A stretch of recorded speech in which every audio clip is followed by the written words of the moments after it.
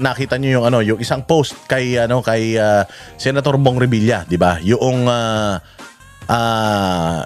pinost daw ng GMA News, which is hindi totoo, hindi po totoo 'yun. Ayan, nandiyan dyan sa inyong screen. Pinost daw ng GMA News na ito daw si Bong Revilla, inilalaglag daw si Inday Sara. At si Inday Sara daw ang parang pinuno or nag-utos or something ng mga ibinabato kay Senator Bong Revilla. Gago talaga eh. Gago talaga. Oo, kasi nga kaya nila yan ginagawa. Kasi nilaglag nila si Bong Revilla. Paglaglag nila kay Bong Revilla, kailangan nila na ma-convince ang tao na si Bong Revilla ang may kasalanan sa flood control scandal. Hindi naman unang-una sa lahat si Senator Bong Revilla, hindi naman yan pumipirma. Si Senator Bong Revilla, wala naman siyang control sa pag-disburse ng budget. Pinapaliwanag ko yun sa inyo, di ba? Walang control ang isang senador na maglabas ng budget. Wala. Ang meron ng control maglabas ng budget para sa mga proyekto ay DPWH lang. DPWH may sarili silang budget mula sa gobyerno. Aside from that, ang DBM or Department of Budget and Management, sila ang nag-i-issue ng mga kumbaga ang merong disbursing power ay DBM at ang DPWH. Sila at yung dalawang dalawang ahensya na yan, directly reporting yan sa Malacanang. Ang boss niyan, Malacanang. So paano magiging si Bong Revilla ang nag-uutos sa kanya na mangurakot si Inday Sara? Paano mangyayari yun? So napakalabo. Unang-una sa lahat, yung proyekto na yung proyekto, tas may nakalagay pa na taga Cavite na ba si Inday Sara? May ganun pa. So hindi naman yung mga proyekto sa Cavite yung dinidikit kay Senator Bong Revilla, mga proyekto daw, ghost project daw sa Bulacan. So doon pa lang mali na eh. Doon pa lang mali na. At saka itong si Senator Bong Revilla, nung nakaraan, may mga akusasyon sa kanya. Hindi ba? May akusasyon sa kanya si Bryce, si Alcantara, si Bernardo. Yung aligasyon sa kanya, pinick up yun ng DOJ. Pag pick up ng DOJ nun, pinagpaliwanag sila. Nagpapaliwanag si Bong Revilla. Dinideny niya yun. Kasi pag sinabi mo na si Inday Sara, kasi yung eksaktong fake news na ipinapalabas ngayon, yung eksaktong fake news na pinapalabas ngayon, wait lang, i-retrieve ko lang.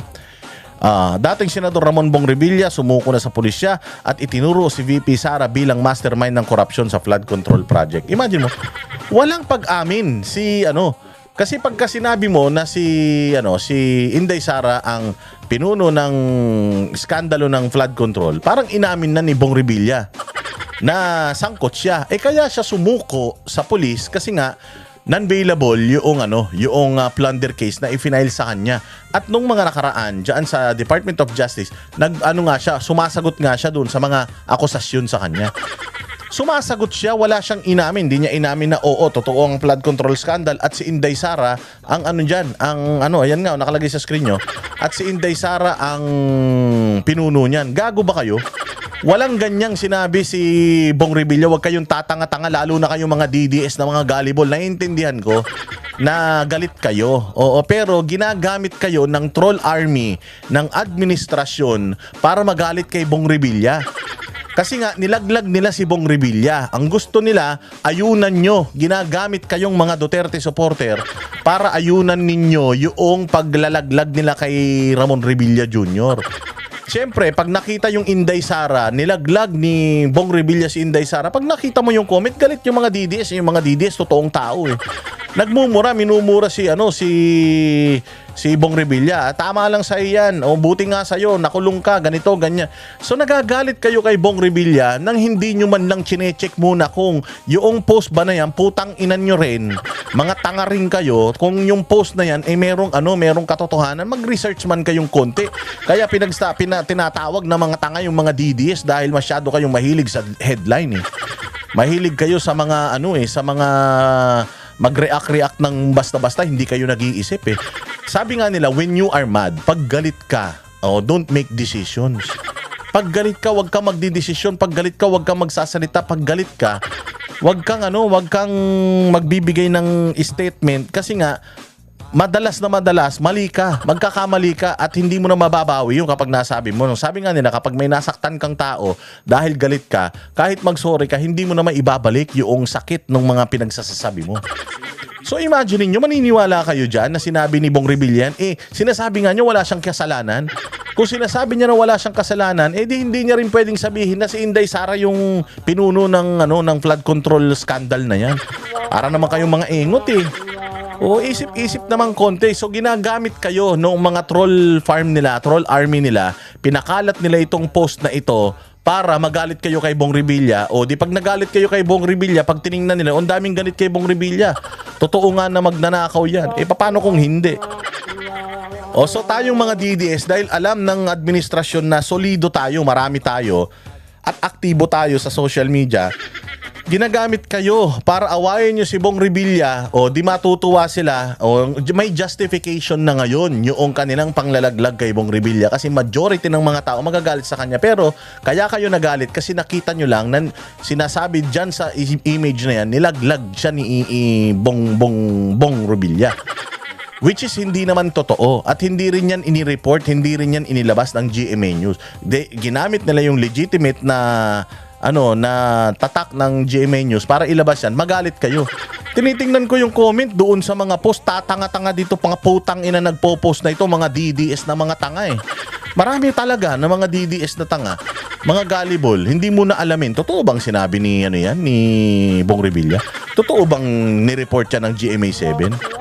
Wala naman bakit nyo pinopost? Ngayon doon sa post nila, galit na galit yung mga DDS. Loko-loko ka talaga, Senator Bong, ka talaga, traitor ka, mabuti nga sa'yo, ganito. Ang dami ng mga pinagsasabi dun sa tao. Wala naman sinabi yung tao na ganun. Ano nangyari sa inyo? Tangina kayo mismo nabudol, kaya kayo nabudol noong 2022 Sigurado kung ganyan kayo katanga, mabubudol pa rin kayo sa 2028. Tangina nyo talaga, bubobo nyo. Makainis kayo, hindi nakakainis lang. Nakakainis lang na ang bilis nating paniwalain sa ganyan. Alam ko naman, galit kayo. Pero sana naman, magsaliksik din kayo. Hindi lang pag may nakita kayo, putsang ina, atake kayo kagad. Hindi pwedeng ganun.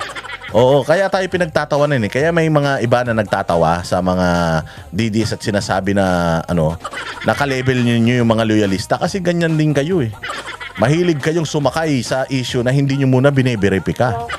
Tama ba naman sa tingin nyo? Pag sinabi ng isang tao, halimbawa ako, nagturo ako.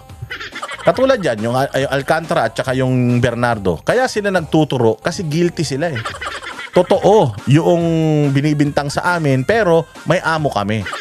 Ganon. Si Bong Revilla, hindi nga niya inaamin na may kasalanan siya. Sumagot nga sa Department of Justice tapos inisyuhan siya, mantakin mo siya pa lang ang nakakulong. Ang dami-daming mga pangalan na lumutang. Ang dami, taga sa gabinete, ang dami sa mga congressman. Siya pa lang ang nakakulong, tapos matutuwa kayo niyan. Paano kung nangyari sa inyo yan? Sa tatay nyo, sa nanay nyo? Sabihin na natin, nangyari yan kay Pulong Duterte, nangyari yan kay Baste, matutuwa kayo? Na hindi dumaan sa due process? Yan ang sinasabi ko sa inyo kaya wag kayong magpapabudol. Ginagamit ang crowd ng mga Duterte na solid para ma-justify yung ginawa nilang kahayupan dito kay Ramon Revilla. Hindi ko sinasabi na si Ramon Revilla may kasalanan o wala. Ang sinasabi ko, dito sa issue na ito, si Ramon Revilla ginagamit ng mga totoong magnanakaw sa flood control para lang masabi, ma-justify yung sinasabi nila na merong malaking tao na makukulong. May nakulong nga. Ang tanong, may kasalanan ba o wala? Hindi pa natin alam. Bakit? Kasi nga, umaandar pa yung kaso. Nagja-judge na kayo, umaandar pa yung kaso. Pwede naman tumakas si Bong Revilla kung talagang magnanakaw yan. Sabi ko nga sa inyo, kaya nga ako, hindi ako 50-50. At least mga 70%. Naniniwala ako na fall guy talaga itong si Bong Revilla. Bakit? Lahat ng mga inakusahan dito nagtago Si Saldico nagtago. Ngayon, si Romualdez nagtatago na rin. Di mo na makita. Tapos yan, si Bunuan, nagtago rin. Ang dami mga nagtago. Bakit hindi nagtago si Bong Revilla? Capable man siya, dami naman niyang pera. Diba? Ba't di siya nagtago? Di sana nagtago na lang siya kung talagang alam niya na may kasalanan siya. Feeling niya sa sarili niya, wala siyang kasalanan, kaya humarap siya. Humarap siya sa, siya nga sumuko O sa tingin mo, kapag sinampahan ng kaso yan si Romualdez, susuko yan? Kung kinasuhan na yan at may warrant of arrest, sa tingin mo susuko yan? Tangin na si Zaldico nga meron ng visa at saka passport na Portuguese O kasi nga alam nila nagnakaw sila at meron silang escape plan.